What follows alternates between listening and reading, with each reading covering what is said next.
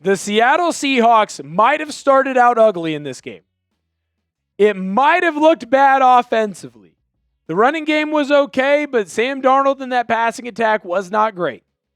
But the defense held firm, let the offense get going, and eventually the Seattle Seahawks were able to get rolling on offense and come away with a victory over the Carolina Panthers in a game that very easily could have been a trap game, but it doesn't matter because the Seahawks came away with a victory. This is Seahawks Today. I am your host, Will Ortner, and I'll tell you right now what's most important about this matchup for the Seahawks is that they won the football game. Survive and advance. My take is it doesn't matter how you won the football game because you won the football game against a team that is a playoff caliber team. I'm not going to jump in here and say right away, hey, the Panthers are going to be a playoff team because they could still lose to the Tampa Bay Buccaneers next week and not get into the postseason. But that is a playoff quality team, a team that upset the Los Angeles Rams earlier on this year. You knew you couldn't take them light. You knew you couldn't take it easy against them.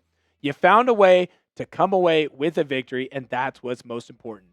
If you love when the Seattle Seahawks come away with a victory, come on in and smash that like button. We haven't had to do a sad Seahawks postgame show in quite some time. A lot of likes, a lot of good Seahawk victories that we've been doing here on the channel. So like the video, keep the streak going. Don't let it go the wrong way. Okay. Seahawks offense, I would say was mid. It was fine. You're going to see 27 points on there. 24 of those come in the second half. When you're looking at the passing yards for Sam Darnold, now he does get sacked a bunch in this game. It was more so of a wet weather game, not a lot of completed balls. But again, you did enough, and when you needed the passes to get completed, they did. Didn't look pretty, wasn't great, but you figured it out. The rushing attack, you were able to lean on Kenneth Walker and Zach Charbonnet specifically, really getting this ball game going. I was impressed with what the rushing attack did.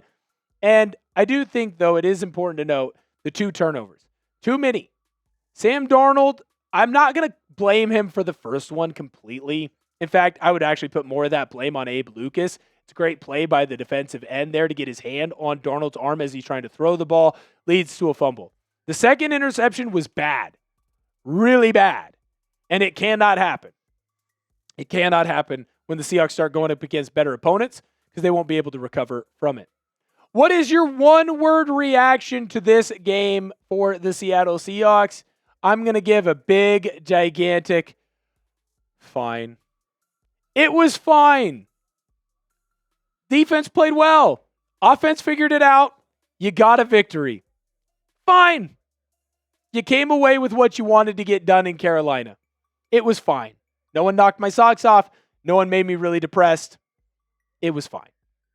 The Panthers offense probably made some Carolina Panthers fans depressed, especially those who listen to Meow Mix or used to, RIP Meow Mix. The podcast, not the people. The people are fine. Panthers, 40 yards passing for Bryce Young today. I'm shocked it was that much. He was really struggling in this game. The Seahawks defense had him in hell. The rushing attack fared a little bit better, but again, a lot of that was on big chunk play runs. Rico Dowdle had some big runs, but when it came to the down in, down out, not doing a whole lot there. 2 turnovers for the Panthers. Great play by DeMarcus Lawrence with the peanut punch, and then Bryce Young just threw a perfect ball. The problem was he threw the perfect ball to Julian Love and not to a Carolina Panthers receiver. We're going to dive into my key takeaways here in just a moment, but before we dive into those takeaways, I need to let you know about the proud sponsor of today's video, and that is our good friends over at PrizePicks. This episode is brought to you by PrizePicks. It is the holiday season, the best time of year for sports. Bowl games, basketball matchups, playoff pushes, it is all happening at once, and while you and I are out here making decisions every day, what gifts to buy, what to eat, which game to watch, there's one place where it feels good to be right. PrizePicks. PrizePicks is simple to play. Just pick more or less on any 2 to 6 player stat projections. If your picks are right, you can cash in. PrizePicks invented the flex play, which means you can still cash out if your lineup isn't perfect. You can double your money, even if one of your picks doesn't hit. PrizePicks is the best way to win cash this football season. Which players are going off, which ones are overhyped. Make your picks in less than 60 seconds and turn your takes into cash all season long on PrizePicks. I did 2-pick power play for the action in this one. Bryce Young, less on his pass yards. Sam Darnold, more on his pass yards. Download the PrizePicks app today and use code CLNS to get $50 in lineups after you play your first $5 lineup. That's code CLNS to get $50 in lineups after you play your first $5 lineup. PrizePicks. It's good to be right. All right. We got to stop with the slow starts. This cannot continue to be a theme because it's fine when you do it against the Atlanta Falcons. It's fine when you do it against the Carolina Panthers. It's fine when you do it against Max Brosmer and the Minnesota Vikings. It's not fine when you do it against the LA Rams. We barely won that football game. That cannot happen. If you do that again to the San Francisco 49ers, Seattle will not win that game. We cannot start slow. Have to fix those problems there. I don't know what the offense needs to do. Maybe we lie. Maybe we change the clocks. I don't know what we got to do to get this offense to think it's the second half when they come out the first time. Slow starts got to stop. Next, I'm really worried about Rashid Shaheed's injury. Not because I necessarily think it would be long-lasting. Potentially, could be. He's in the concussion protocol right now.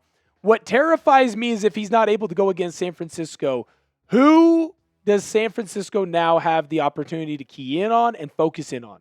JSN. As good as Cooper Kupp has been over his career, he's not that guy anymore, pal. So you got to find a way to have that other explosive player. Hopefully the run game's able to kind of buoy things. But if Rashid Shaheed isn't able to go, now the punt team looks a little weaker.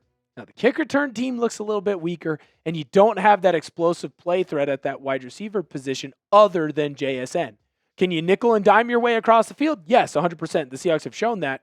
But you're also asking the Seahawks to be more locked in than they ever have before. They can do it, but I don't know that I fully trust it. The run game, I'm ready to say it's fixed. I'm not a prisoner of the moment. I'm calling it. The fact that this offense was able to run this game out in a wet game, in a foggy game against a Carolina Panthers team that plays really good defense was very impressive. Zach Charbonnet really exploded in this one. Over 100 yards. He has both of the big touchdowns for the Seahawks. And what I loved about what Charbonnet was doing was that he ran through contact. If you are going to win, if we are going to win games in the postseason, we need strong physical runners who aren't going to shy away from contact. Zach Charbonnet did that to the umpth degree. I was very impressed with everything that he had going on in this game. Kenneth Walker didn't have a bad game. In fact, I was still very impressed with what he did. Zach Charbonnet had an even better game. That's why we ride the hot hand. We trust who's got it going in that matchup, and we let them be the big dog for the team. It's also important to mention the offensive line. Great job by opening up holes and letting these running backs find the open crease with big gains. Carolina did a good job of slowing things down in the second half, but when you need to run the clock out, who'd you turn to? Charbonnet, Kenneth Walker, great job. Turnover issues. I'm done with the turnover issues. That interception that Sam Darnold threw in the back of the end zone was atrocious. It is a bad ball. Yes, it's technically a 50-50 ball. You got man coverage on the outside. You've got one-on-one JSN. I get why you take a shot. But the defender, Michael Jackson, was already floating back in that end zone. He was able to break on the ball in a way that put him in the position to be the wide receiver, and JSN had to be the defender. It just can't happen. And it happened in the end zone. And it wasn't like, oh, it's a big chuck play bomb for the Seahawks. No, Seattle was right around that red zone area. They're within 30 yards of the end zone. You cannot allow that to happen. This offense has to be better than that. Sam Darnold has to be better than that. The fumble, that happens, man. That's a great play by a defensive player. Not a great block by Lucas, but not a horrible one. I mean, ideally, yeah, Darnold would feel that pressure. He didn't. It happens. The second one, the interception, that's bad. Last thing that I take away, just win. Whatever complaints I have, whatever overreactions that I have for the Seattle Seahawks, it doesn't matter at the end of the day. Win the football game. And that's what the Seahawks did. You had to come away, we had to come away with a victory because it allows everything else to be open. It allows the Seahawks the opportunity to win the division tonight. Well, this week, I shouldn't say tonight, Monday night, technically. You need the Bears to win, and you need the Falcons to win. And you clinch the division. Is that necessarily going to happen? Probably not. So that means that next week is going to matter a whole lot. But you gave yourself the opportunity for next week to matter a whole lot. And I think that's what's most important. Yeah, the numbers aren't great. But at the same time, in the important stats, time of possession, third downs, you dominated. Carolina Panthers did. That's why you came away with a victory. It's red pen time. Grade the Seahawks performance from today, A, B, C, D, or F, down below in the comment section. I think right now, if I had to lean on what I would give the Seahawks, I'm going to give it a B-. Because I think I'd give the defense an A. Like, they were lights out. So freaking good this whole game. But the offense, like low C-, maybe high D+. Like, I didn't love what they were doing, especially early on. And I'm grading them on a tougher curve. I think I'm going to go B- for the full team because I think I'm going to give that offense a C- just because of how bad that first half was. Let me know what you think down below in the comment section. Make sure that you subscribe to the channel. We just hit 78,000 subscribers. Thank you to everyone who hit that sub button. You're getting daily Seattle Seahawks content coming out that you don't want to miss. And make sure that you keep those notifications on because when you subscribe to the channel, you turn on the notifications, you're going to get alerted when there's breaking news. And I think the Seahawks are going to have a lot of breaking news in Week 18 and in the postseason because I think we're going to go on a pretty darn good run. Thank you guys so much for tuning in, and I'll catch you guys next time.